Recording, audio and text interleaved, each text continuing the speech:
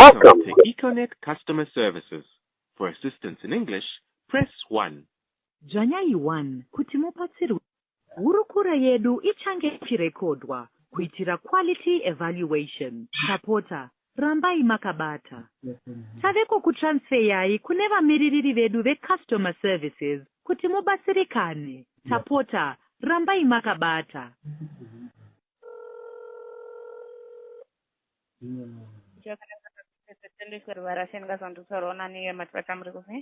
Mutaura Charles Jondura.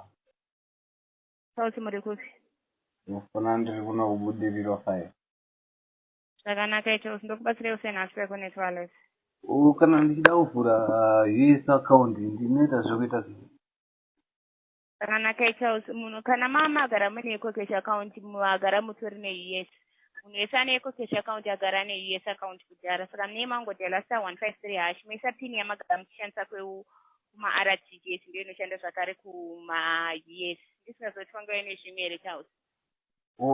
Ndisingazivo panyaya idzidzi dzokuti maelection akabiririrwa munodzionawo sei? Urombo nedambudziko ramasanganidzana naro, asi tine urombo hatikwanisi kunge tichikomenta izvozvo. Hatitiwo nezveizvozvo. So mune makutodisendera nhamba dzenyu katotaura pari pafoni. Urombo naizvozvo hatikwanisi kunge tichidaro.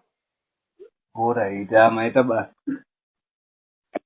Zvakanaka Charles, tokutendewo netsigiro